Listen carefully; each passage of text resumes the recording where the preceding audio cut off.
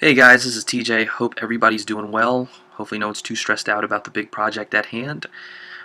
This is the Buddy app prototype, at least my rendition of it. First things first, after the login screen, we've got the landing page. This is just going to be all green, same green that you guys have been working with as far as the logo goes.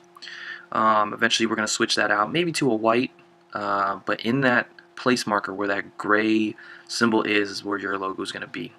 Let's jump ahead in here. Just click anywhere on the screen. First thing that we get is our home page. We've got a big map. Right now it's a static map. I'm pretty sure you guys are going to do a lot of fancy things with it as far as pinching for zooming and all that good stuff. But for now, our pin drop to let us know where we are. We've got our Buddy Now button on the left, and we got our Schedule button on the right. At the very bottom row, this is going to move around a little bit, but we've got our menu. We've got Home Events, Profile, and Timeline. Let's jump into Buddy Now. If we click on the button, the first thing that you'll notice, besides the layout, is the menu actually disappears. It shoots straight up to the top where that hamburger menu is. And yes, that is what it's called. If we click on that at the top left, we actually get our menu right back where the hamburger used to be. Alright, for now we'll just use the hamburger because we like the hamburger. Things you'll notice, we've got the Buddy Now tab because that's the one we're on it, and it is the most prominent. We've got the activity right below it. This kind of acts as a ticker. You'll see the search bar right next to it, and right below that we've got activities. Right, we can scroll for days on this thing, depending on what activities are available. And I'm guessing that we're probably going to have to list these alphabetically just to make it easier for the user. Continuing with that, if we were to press running, you'll see that the ticker actually changes. It says activity run now. That just communicates to the user that this is currently being updated based on what they want and based on the filters that they're asking for. So if we look at the map itself, you'll notice that it populates based on how many users are in the area right now, and we can actually see a list of who they are. Let's pick somebody. We'll pick Regina. The map does this cool thing where the other users kind of just fade, and she's kind of just left as a potential user that you might want to match up with. It gives us her first name, her last initial, and it tells us her distance. So right now she's 55 feet away, and we also see a plus button. If we hit that button, it turns into a little check mark. And notice that the activity still remains the same. It's still run now. And then the last step is to click on Regina's face to send her a buddy request. We'll click that, and it actually brings us back to the home page. The only difference now is we kind of just see a remnant of that last map. She's still there, but the cool thing with that is the Buddy Now button has her little icon on top of it.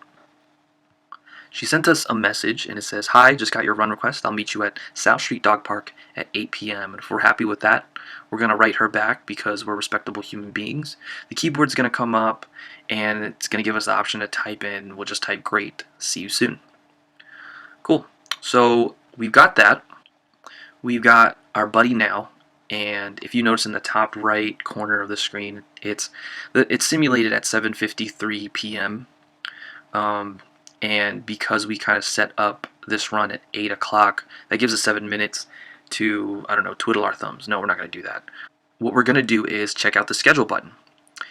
We're going to hit schedule, and you'll see it's very similar to what was going on in the Buddy Now app. You've got the ability to search, we've got the ability to scroll, but the next step after that is different because we want to set up a time. We want to set up a day and time.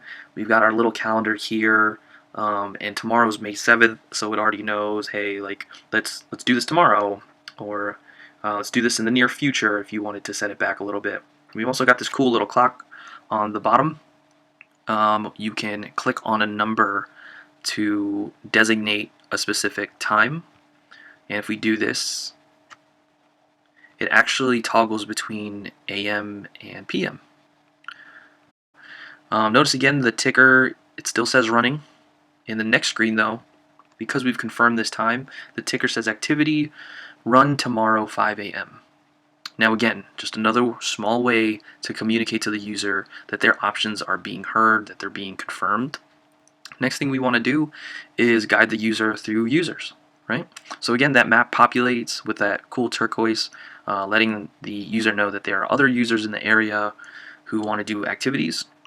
And if we pick one, let's pick John for example, the other users kind of fade on the map and on the screen, on the bottom screen, and he becomes a little bit more prominent. It gives you the distance. Again, activity run tomorrow 5 a.m. We want to hit that plus sign. It turns into a check mark just to let us know that we clicked it right. Then it's asking us to click on John's face to send him a buddy request. We'll do that. And notice now we're back at the home screen after just doing that. And we've got a little clock. That clock tells us nothing has been confirmed, but a notification does come up and it says a request has been sent to user John. We'll notify you when he responds. Leave him a message. And you got the option to leave him a message. You don't have to do that. I did some research with Airbnb. It's always a good thing to let them know what, like that you are a real person and that you are interested in doing this. So we'll do that. I wrote, "Hi John, run at 5 a.m. I can meet you on Florida Ave and 17th. Send that over. It says the request has been sent. And now we just wait. Thankfully, he writes back right away. He says, "Sounds good. Got that all squared away." Great, now we've got our new buddy now, Regina, that we're meeting up with in about 5 minutes. And we've got John, who we're going to meet tomorrow morning. Now, just as an added bonus, I wanted to do something a little extra special. If you tap on the person's icon, let's tap on Regina's here on the left, it actually brings up this nice little identification card. I'm pretty sure some people are going to want to, consider their own safety because you're practically running with strangers. So this offers the ability to cancel, and then from that cancel screen, you can actually say why. You can even make a report for emergency purposes if you need to, and to also let her know that you had to cancel. You can add this person as a favorite on the right side of the screen, and you could just casually chat with them if you wanted to. The colors designated, you'll see buddies, she's got 9, and you've got this little ring action around her head. This changes depending on how much activity that she chooses to invest into the app. It'll track her run distance, her swim distance, all these other biometrics about this person, right? So if you go back real quick, we'll pick John. Same thing for him, right? You can cancel with John if you need to. You can favorite him. You can chat with him. You can see how many buddies he has. He's got a lot because he uses it a lot. But that was just an extra added bonus. I hope you guys like this. This was a lot of fun for me. This is 3 days of me working. Imagine what I'm capable of doing in just a couple weeks. Anyways, I'm going to leave a note for you guys. I know you guys want the specifics, and I definitely want you guys to know the specifics. So here they are. Besides that, I hope you guys enjoyed it. Thanks so much.